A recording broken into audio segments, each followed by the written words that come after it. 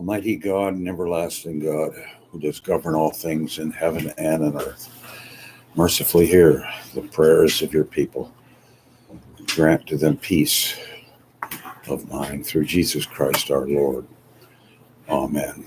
Well, we're in the Parker Society series, Vol.1, the works of Thomas Cranmer. And we're in Biographical notice of Thomas Cranmer, a few pages. The notice which the editor proposes to give of the life of Thomas Cranmer will necessarily be brief. A full exhibition of the character and conduct of such a man would require a careful and orderly investigation of all documents connected with the three reigns of Henry, Edward, and Mary, and a close examination of the leading facts of the ecclesiastical history extending from the days of Wycliffe to his own. While the plan pursued by the Parker Society is only to present a succinct view of such general and prominent features of individual biography as may contribute to the intelligent appreciation of the writings collected in the volumes. The life, state, and story of Thomas Cranmer, already reprinted in the first volume of this edition of his works, describes his character as it was viewed by his contemporaries. This, together with strips, memorials of him, and his life as written severally by Todd and Gilpin, forms a valuable groundwork for all historians of his time, as well as an important help to assist the general student to a just estimate of his principles as viewed in connection with the singular and appalling difficulties of his position. These difficulties, candidly considered, will often suggest a satisfactory reply to the obloquy which either religious or political acrimony has attempted to cast on the name of this illustrious martyr. Thomas Cranmer was born July 2, 1489, in Aslockton in Nottinghamshire. At an early period of his life, he lost his father, but his mother sent him to Cambridge at the age 14 and entered him at Jesus College, where he succeeded to a fellowship. He devoted the first 8 years of his academical career to the acquisition of a knowledge of the questionists of the Church of Rome. Can you turn my light on? Yeah. My big light, thanks. In the year 1519, he commenced the study of scriptures, which he pursued with unremitting assiduity until he reached the 34th year, AD 1523. In his 23rd year, he had married. That would have been 1514 is the way they're dating it, by which he forfeited his fellowship. But being appointed reader at Buckinghamshire, now Magdalen College, he continued to reside and prosecute his studies at Cambridge. His wife dying about 12 months afterwards, he was reinstated to his former fellowship, which he continued to hold, though much urged by the agents of Cardinal Wolsey to join the new foundation at Oxford, for which endowment the prelate suppressed several monastic establishments. Cranmer preferred to continue divinity lecturer in his own college, which office he held from the time of his proceeding to the degree of Doctor of Divinity. In 1528, he retired to Waltham Abbey with 2 pupils named Cressy on account of an infectious disorder breaking out at Cambridge. At this time, the divorce between Henry VIII and Queen Catherine of Aragon attracted the attention of Cranmer, whose opinion as to the best method of deciding upon the validity of the royal marriage having been represented to Henry, he was summoned to court when he required to digest his views in writing. Having done this to the satisfaction of the king, he returned to Cambridge, but in a short time afterwards became one of the commissioners appointed from the universities to determine the cause of the divorce against the Pope's dispensation. Henry VIII soon after appointed him to the archdeaconry of Taunton, as well as one of his chaplains. In 1529, towards the close of the year, he sent an ambassador to the court of Rome upon the same question, but was compelled to return home about the end of the following year on account of the ill success of his negotiations. In 1530-31, I think the dates are wrong on this, he was sent as Henry's sole ambassador to the court of Charles V. I thought this was 1532. In order to induce the German divines to advocate the cause of his master when he married a second time, his wife being the niece of Osiander, pastor of Nuremberg. The embassy was unfavorable at its results, but Cranmer was summoned to return to England to receive the highest archbishopric of highest appointment in the realm which could be conferred on him, namely the Archbishopric of Canterbury, which had become vacant by the death of William Warham. Although he delayed his return to avoid the appointment and manifested great reluctance to undertake the responsible duties of high station, he was at length compelled to yield to the determination of the imperious monarch and was consecrated 30 March 1533, having made a public and repeated protestation before witnesses, wherein he declared that he intended not, by the oath that he was to take, to bind him to anything contrary to the laws of God, the king's prerogative, or to the commonwealth and statutes of the kingdom. On 23rd May in the same year, the new archbishop pronounced judgment in favor of the king's divorce. The primary concern of the archbishop in the following year, 1534, was to bring about the reformation of the church, and in connection with it, to effect an... Can you close the door, Paige? Yeah. To effect an object which he had long desired, namely, to procure a translation of the Bible and to obtain the royal permission that it should be read by the people. He was also employed in endeavoring to settle the succession to the crown upon the heirs of Anne Boleyn, in which he was vehemently opposed by Sir Thomas More and Fisher, Bishop of Rochester, who, in consequence of their refusal to take the oath required in the preamble of the act, were beheaded, although Cranmer used every endeavor to prevent that result. The Archbishop about this time commenced the visitation of his province and met with much opposition from bishops and clergy who favored Romanism and opposed the progress of the Reformation, amongst whom none was more persevering than Stephen Gardiner, Bishop of Winchester. He also counseled that the monasteries should be visited with a view to their dissolution, in order that new foundations might spring from them, which should be nurseries of learning throughout the realm. On 2 May 1536, Anne Boleyn was sent to the Tower, and a few days after the Archbishop divorced her by command of Henry VIII, which he performed by due order and process of the law, but evidently with much reluctance. In the year 1537, Cranmer had the satisfaction of seeing the Bible of Tyndale's translation printed in English, and by the assistance of his friend and fellow laborer in the work of the Reformation, Cromwell, Lord Privy Seal, he caused it to be set forth by the President's authority, King's authority. It had been preceded by that of Coverdale, dedicated first to Anne Boleyn and afterwards to Jane Seymour. In the following year, 1538, it is supposed that the Archbishop, still intent upon advancing the progress of the Reformation, addressed a memorial to the king, praying for his countenance and support in the accomplishment of this purpose, as well as his assent to the marriage of clergy.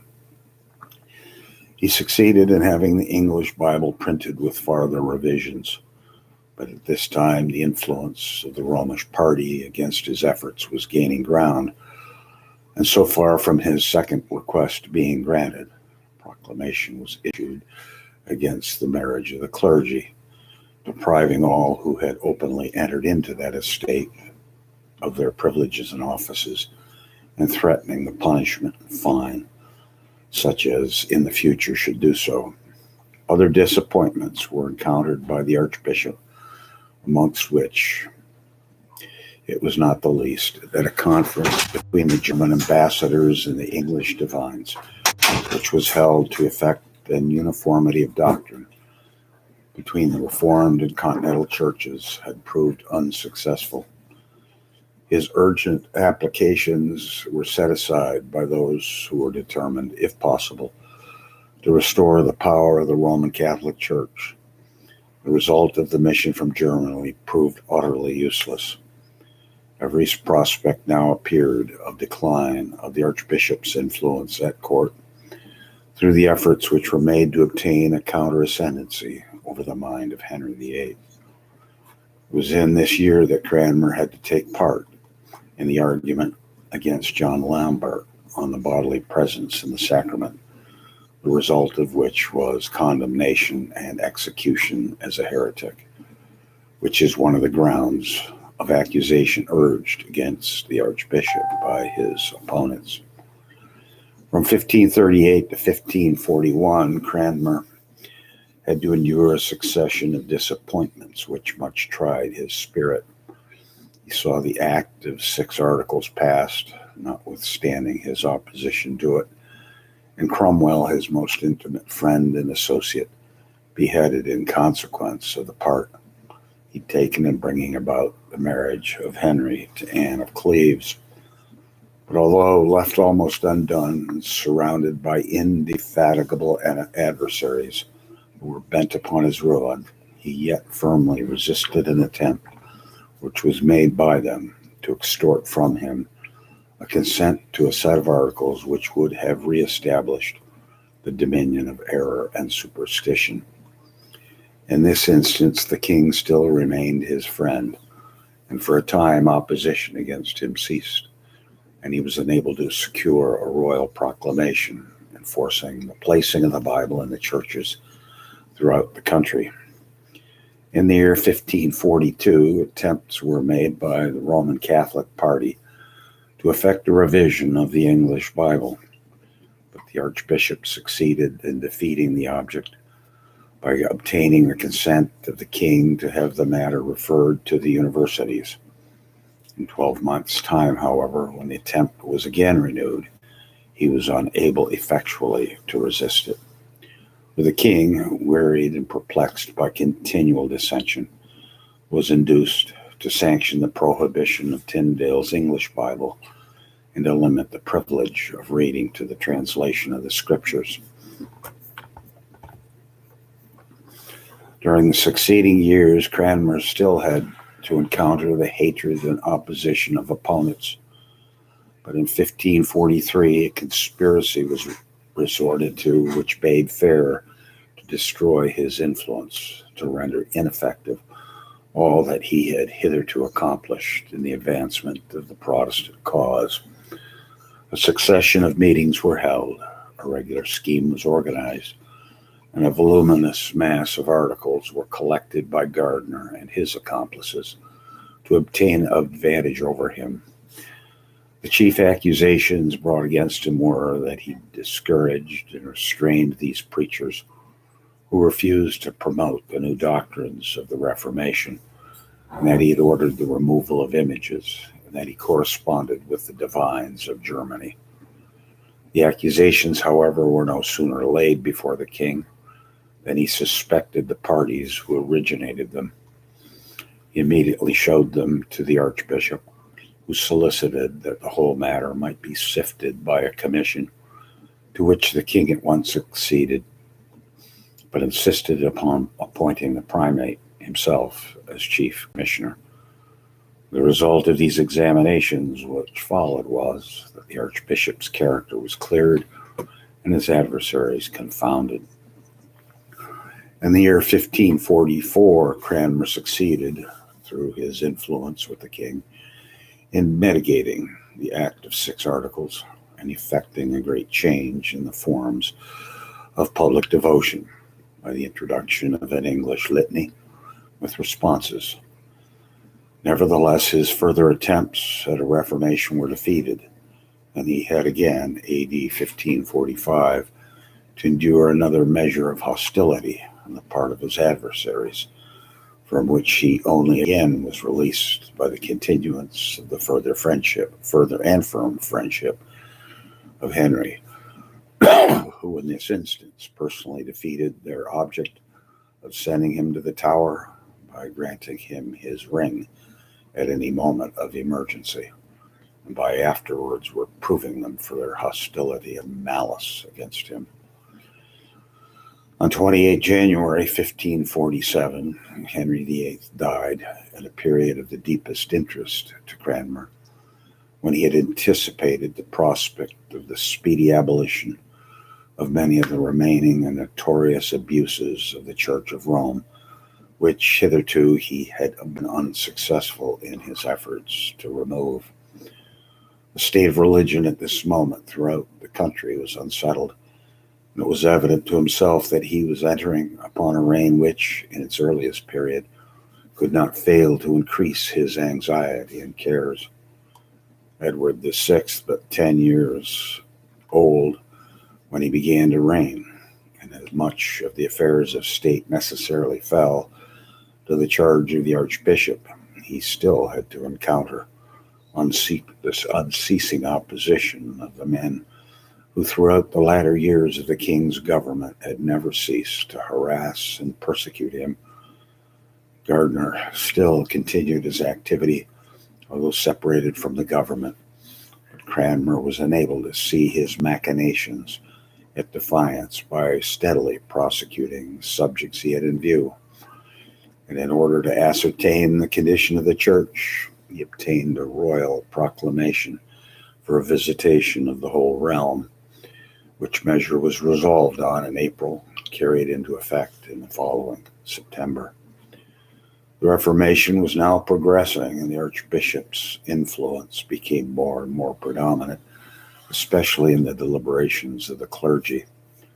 On November 22, he produced an ordinance for the removing of the sacrament in both kinds, which was unanimously carried, and immediately afterwards obtained an entire repeal of the 6 Articles and other persecuting statutes, the abrogation of which hitherto he had not been able to procure.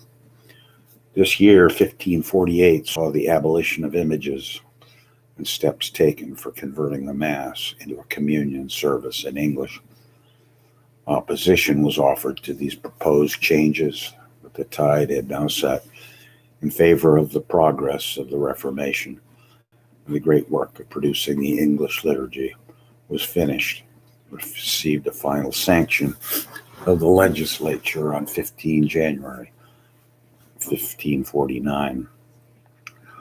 The spirit of rebellion was, however, abroad, and while a vast proportion of the inhabitants of the country rejoiced at the changes which were taking place, in Devonshire and Cornwall, active opposition was roused by the disaffected, and a formidable revolt broke out, which ended in the signal defeat of the rebels. The part which the Archbishop had to take in these events was of a prominent character, and his answer to the demands of the rebels remains as an important and interesting document amongst his literary endeavors. In the month of December of the same year, an act passed the legislature authorizing the marriage of the clergy, which afterwards, AD 1552, was confirmed by a declaratory statute that the marriages performed under it were valid. From the year 1549 to 1551, the work of Reformation still proceeded. Quote, "The labor of the most reverend, the Archbishop of Canterbury," writes Peter Martyr to Boleyn, January 27, 1550, is not to be expressed, for whatever has hitherto been wrested from them, the bishops, we have acquired solely by the industry and activity and the importunity of this prelate. He obtained orders for the abolition of popish books of devotion and effected the completion of the formulary for the ordination of the clergy. He likewise entertained many of the foreign divines at Lambeth, with whom he took counsel in aiding the progress of scriptural divinity. The source of affliction to Cranmer this season was a spirited dissension which spread among the reformers themselves upon the refusal of Hooper, Bishop of Gloucester, to wear the episcopal vestments then usually worn. The Archbishop was firm in his opposition to these scruples and resisted the influence which dictated the opposition. The compromise, however, was in the end effective. In October 1550, the communion table was substituted for the Roman Catholic altar to do away with the popish idea of a sacrifice. Several of the bishops resisted the change. Proceedings were also taken out against Gardiner, who was deprived of his bishopric in April 1551. In this matter, the conduct of the Archbishop has been animadverted upon, as he undoubtedly took a considerable part in the degradation of his old and inveterate adversary. Gardiner pertinaciously refused to comply with the views of the reformers. During his imprisonment in the Tower, he prepared his treatise on the sacrament in answer to the bishop's defense of the true doctrine of the sacrament, which had attracted great attention and met with extraordinary success. The primate lost no time in preparing a reply to the Bishop of Winchester's confutation, which was issued from the press in October 1551. These works will be found in the first volume of the present collection of the Archbishop's writings. Gardiner also replied to this work under the feigned name of Marcus Antonius Constantius, and his rejoinder was published in 1552. It is impossible to say when this contest would have terminated had Cranmer and Gardiner lived to carry it on. The anxious attention of the former was occupied during his imprisonment about an answer to Marcus Antonius, and 3 parts of it are said to have actually been written when the design was cut short by his approaching martyrdom. But not a fragment of his labors is known now to be extant, though unceasing search has been made, if possible, to discover it, and but little doubt now exists that it is irrecoverably lost. About this time, the English liturgy underwent a revision at the hands of the Archbishop,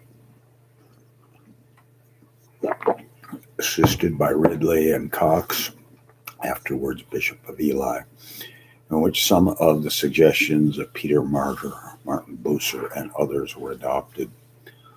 The result of these labors was that the Book of Common Prayer was reduced very nearly into the form in which it stands at the present time, the subsequent changes in Queen Elizabeth's reign having been principally intended to render it less objectionable to the opponents of the Reformation. A project of the Archbishop for an agreement in religious doctrine between the Anglican and Reformed churches about this time was once more attempted, but it again failed, and the design entertained by him of holding a synod in England and adopting one question for all the Reformed churches was at length finally abandoned. In the course of 1551, the Archbishop received an order of the King and Council to compile certain articles of religion. In the May following, 1552, the first draft was completed and laid before the Council. In September, it was again revised by the Archbishop, and on the 19th of the same month was submitted by him to Sir John Cheek, the tutor of Edward VI, and to Mr. Secretary Cecil. On 2 October, the draft was handed over to 6 of the royal chaplains, Harley, Bill, Horne, Grindal, Pern, and John Knox, the Scottish reformer. On the 20th of November, it was returned to Cranmer, who again revised it and returned it to the council November 24 with a letter expressing his sentiments thereon and requesting that all the clergy might be called upon to subscribe to it as the Book of Articles. The authority here sought was not granted until June 9, 1553, when the issue of the king's mandate confirming Cranmer's request. The next project which the Archbishop entertained was that of bringing about the reformation of ecclesiastical laws, but his intention was cut short by the untimely removal of his young master, Edward VI, who died before he could authorize the code which had been prepared for this purpose and which was printed in the following reign, though never authorized or adopted. The prospects of the Reformation were now wholly darkened by the accession of Mary to power. Cranmer lost not only all hope of completing the work he had so long labored to perfect, but he soon found that he could expect no mercy at the hands of the successor of Edward VI. For although he raised his voice against the design for making Lady Jane Grey queen, yet he did not remain long unmolested after Mary was firmly seated on the throne. Early in the month of August, he was summoned before the council and was commanded to keep his house at Lambeth. On the 27th of the same month, he was brought again before the council and ordered to give an inventory of his goods. And in the middle of the following September, he was committed to the Tower. The Archbishop was now prepared for extremities, which he anticipated would quickly follow upon his imprisonment. At the commencement of them, he found himself attainted of high treason by the Parliament. This took place in the month of November. There's reason to believe that he fully expected his execution would speedily follow. This did not, however, immediately happen, and in the month of March, 1554, he was removed to Oxford with Ridley and Latimer, where disputations were held between these reformers and the Romanist party. On the 20th of April, they were condemned and executed as heretics.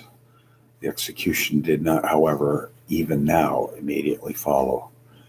18 months elapsed from the period of their condemnation before Ridley and Latimer were burned, and there was still a further interval of 5 months allowed to expire between their martyrdom and that of Cranmer, as he was reserved for another trial when the authority of the Pope should be restored throughout the realm.